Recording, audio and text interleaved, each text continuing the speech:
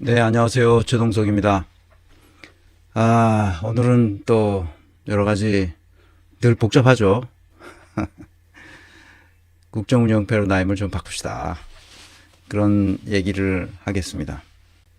그런데 지난 그 토요일 집회, 오후 집회에 나갔다가, 아이고, 완전 분장을 하고 나갔는데도 추워서 도저히, 거기 계속 젊은이들 많이 왔는데, 거기서 같이 있을 수가 없더라고요. 그래서 때가 있다. 인생에 때가 있다. 집회에 나가서 구호 외치고 그럴 때가 지났구나. 제 몸이 그거를 말해주는 것 같습니다. 자, 국정운영 패러다임이죠. 우원식이 책임이 크다는 것을 점점 느끼게 됩니다. 국회가 탄핵해야 할 순서는 어떤 것이고 우리는 또 어떤 자세를 가져야 되는지 그 얘기를 또 해보겠습니다. 머리가 아주 복잡할 때, 이제 집회도 못 나가겠구나. 얼어 죽는 줄 알았습니다, 제가. 다른 사람들은 그렇게 심하게 추위를 못 느끼는데, 나만 그렇게 추위를 느끼는지, 그래가지고, 지금도 목이 별로 좋지 않습니다. 그래서, 머리가 아주 복잡하죠, 지금. 헌재 모습을 봐도 그렇고, 나라 돌아가는 꼬라지를 봐도 그렇고, 어쩌다 나라가 이 꼴이 됐는지, 한심하고 답답하고 뭘 어떻게 해야 좋을지 알 수가 없는 그런 상황이죠. 그렇게 머리가 아주 복잡할 때가 있습니다. 젊었을 때도 그랬죠. 특히 유학 기간에 이거 내가 공부를 어떻게 해야만 이 과정을 다 따라가고, 이 따라가서만 되는 건 아니고 이것을 능가해야 되는데, 이걸 어떻게 하나, 이게 뭐 아주 머리가 복잡할 때가 있습니다. 살면서 그렇죠. 제가 직장에서 일할 때도 마찬가지고요.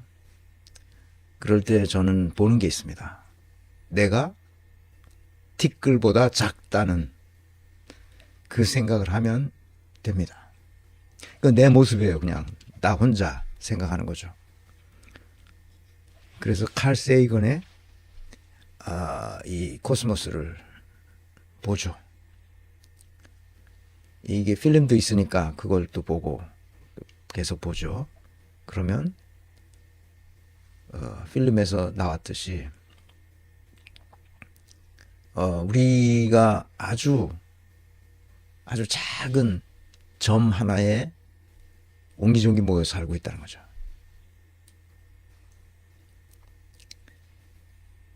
그래서 이 우주는 너무 커서 어떻게 할 수가 없어요. 인간의 이성으로는 감당할 수가 없죠. 그리고 이 우주가 138년 전에 탄생해서 오늘날까지 오면서 계속 아주 빠른 속도로 확장되고 있죠. 40년 전에 나왔던 이 책이 40년 후에 2022년에 그의 아내 앤 드루얀에 의해서 다시 업데이트된, 더 화려하게 업데이트된 책이 있습니다. 이것은 모르겠어요. 다른 사람들은 어떻게 생각하는지.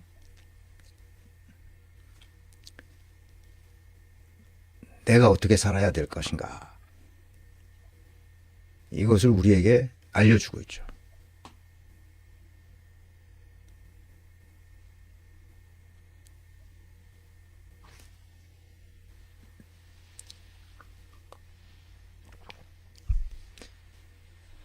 그럴 때 우리가 이제 힘이 좀 나죠.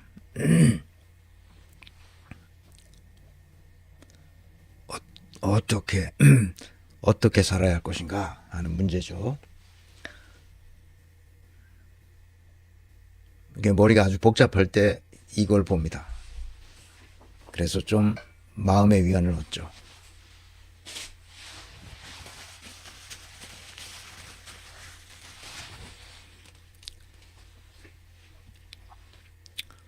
그래서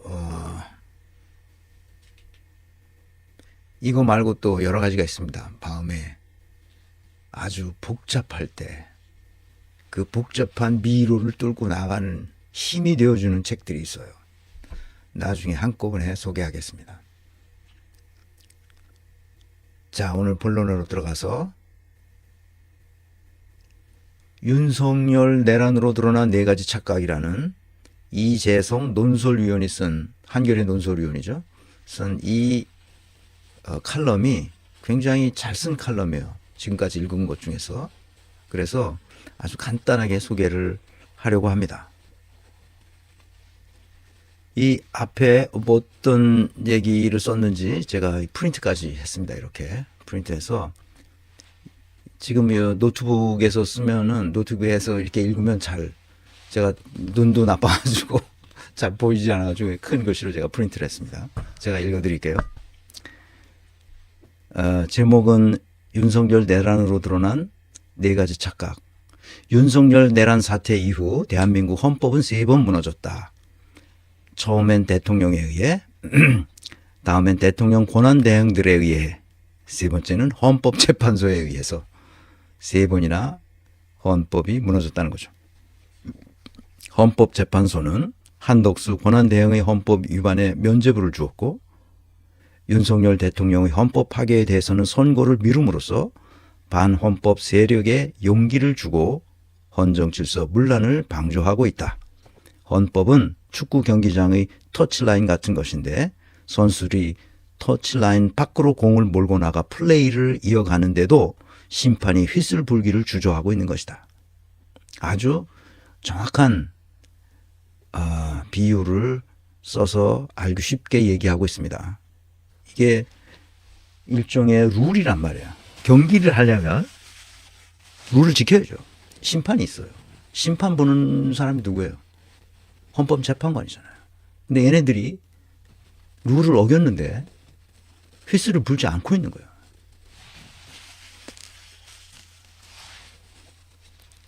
사실상 헌법 없는 상태가 5달째 지속되고 있어요.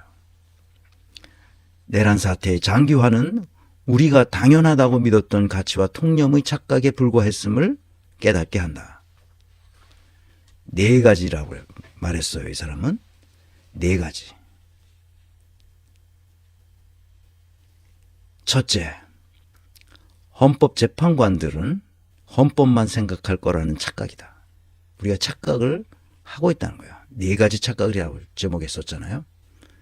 첫 번째 착각은 헌법재판관들은 헌법만 생각할 거라는 착각이다. 우리가 착각했고 온 국민이 착각했다는 거야. 온 국민이 TV 생중계로 지켜본 헌정 파괴의 현장만으로 윤석열 대통령 파면은 당연한 일인데도 유례없이 선고가 늦어지는 것은 어떤 결정이 자기 진영에게 유리한지 또는 자기에게 유리한지 계산하는 헌법보다 정치를 우선하는 재판관이 있다는 뜻이다. 그 다음 읽어보겠습니다. 모든 절차를 만장일치로 진행하고 있다던 심리가 언제 누구에 의해 어그러졌는지 결국 드러날 것이다. 이제 드러날 겁니다. 어떤 놈이 어떤 판단을 어떻게 했는지 숨길 수가 없어요. 이들이 헌재의 문을 닫게 만들 수도 있다. 헌재는 1987년 6월 항쟁의 성과이지만 대통령 직선제를 쟁취하는 대신 군부 독재 세력에 내어준 타협의 산물이기도 하다. 만약 헌법을 다시 쓴다면 국회가 의결한 대통령 탄핵 소추안을 국민이 투표로 결정해야 한다. 국민 투표로 결정해도 되죠. 그래서 이재성 논설위원이 아마 그렇게 쓴 것 같습니다. 헌법재판소를 해체하고 국회를 상하 양원으로 재편해 미국처럼 상원이 헌재 기능을 하게 할 수도 있다. 이렇게 되면 국무위원뿐만 아니라 검사와 판사, 감사원장, 방송통신위원장의 탄핵도 국회가 할 수 있게 된다. 두 번째 착각은 헌법 제1조가 주는 착시에서 비롯한다. 1조가 뭐죠? 대한민국은 민주공화국이다. 대한민국의 주권은 국민에게 있고 모든 권력은 국민으로부터 나온다는 선언은 아름답지만 우리는 이 정원 명령을 이행할 법률 체계와 여기 두 번째 썼습니다. 우리는 이 정원 명령, 대한민국은 민주공화국이다. 대한민국의 주권은 국민에게 있고 모든 권력은 국민으로부터 나온다는 선언은 아름답지만 우리는 이 정원 명령을 이행할 법률 체계와 제도, 정치 제도를 아직 완성하지 못했다. 아니, 헌법 제1조는 영원히 지향해야 할 유토피아 같은 것이다.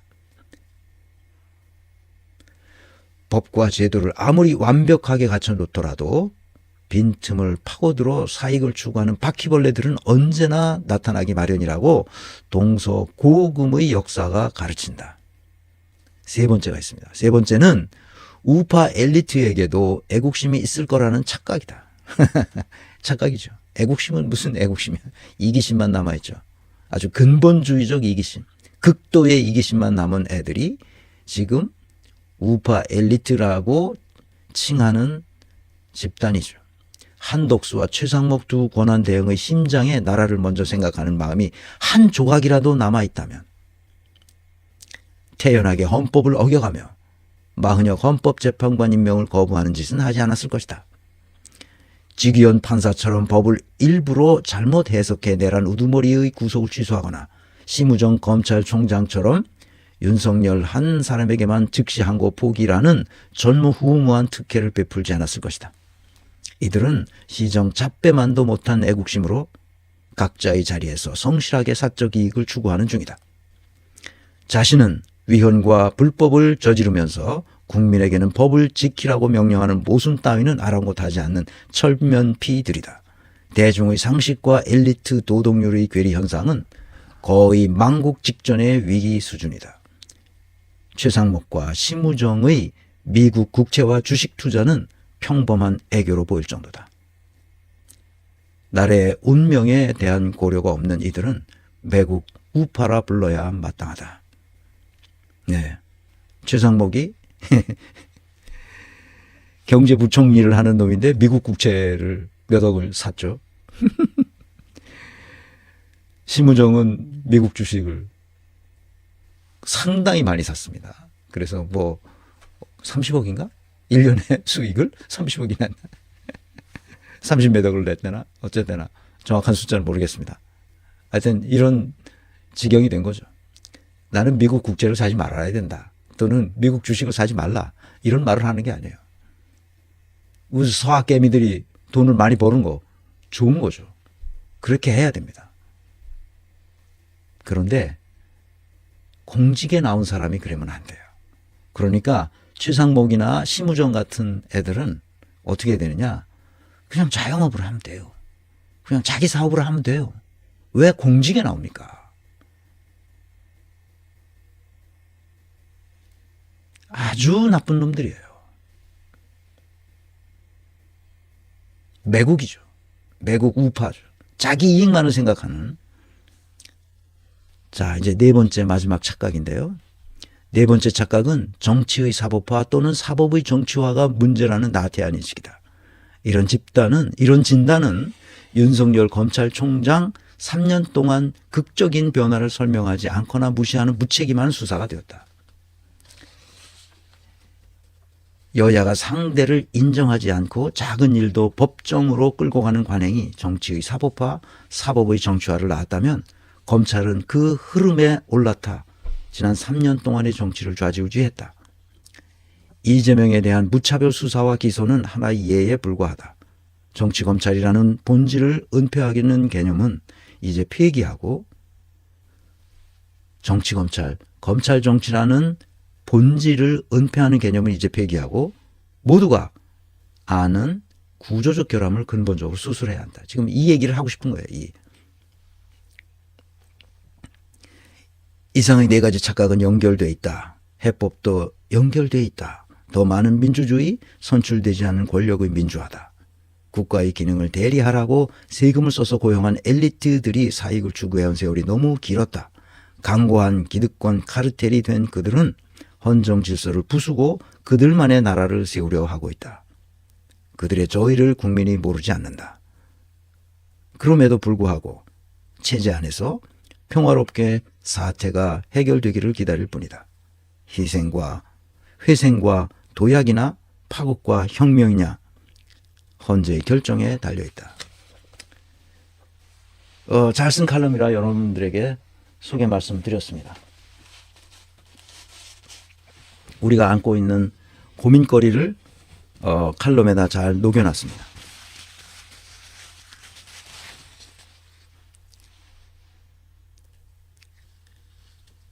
헌재 사무처장이 김정원이죠. 사무처장이 오늘 국회 법사위에 불려 나와서 뭐라고 얘기를 길게 했어요. 아니, 긴 질문에 아주 간단하게 대답을 했죠. 마은혁 미 임명은 위헌이다. 헌법 절차 작동돼야 한다. 이렇게 말했어요. 하나마나 한 얘기죠. 밤낮 위헌 위법을 얘기한들 무슨 소용이냐 말이야. 아무도 안 지키는데. 아무도 안 지켜요. 아무도 안 지킨다니까요.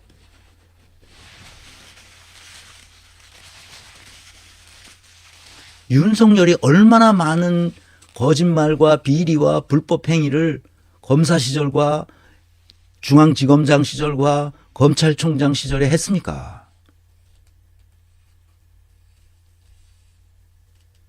그런데 그거 다 덮어줬잖아요. 그런데 이제 와서 갑자기 다 위헌 위법한 얘기를 한들 그 사람들이 그걸 받아들이겠어요? 그렇게 많은 거짓말과 그렇게 많은 비리와 그렇게 많은 불법 행위를 저질렀었는데 그냥 다 봐주고 넘어갔잖아요, 지금까지.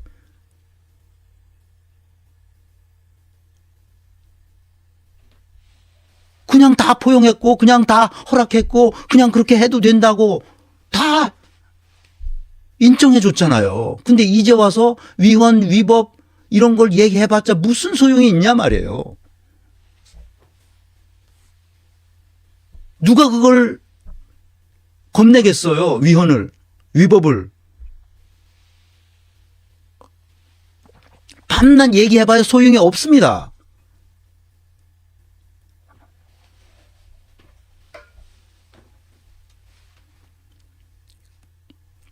그래서 내가 계속 얘기하는 게 때가 있는 거예요. 내 이 몸을 가지고 집회에 나갔다는 오래 살지 못하겠다 이런 생각이 드는 거예요. 때가 있는 거예요. 집회에 나가는 것도. 무리한 거죠, 나는. 거짓말과 위법 행위가 그렇게 많이 저질러졌음에도 왜 눈 감아줬냐 이 말이에요. 때가 있는 거예요. 그때 아작을 냈어야 된다고.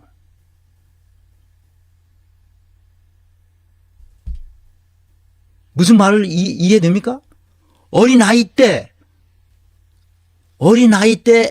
그렇게 됐어야 되는 거예요. 어린아이 때 애들 초등학생들이 의과대학 들어간다고 그러니까 여행 가방을 들고 하루에 그 학원을 뺑뺑 돌고 있는 초등학생들을 생각해 봐요. 이게 말이 됩니까? 그 아이가 커서 어떻게 됐어요? 그 학교에서 1등 했다고 그러잖아요.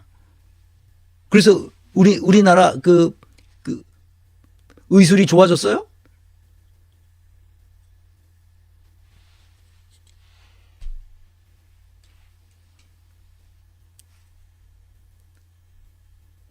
정신 차려야 됩니다.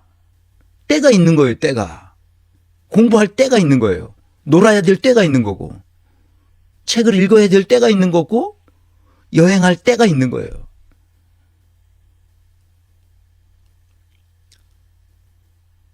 지금까지 뭘 했는지 한번 생각해 봐요. 누가 위헌 위법을 두려워합니까?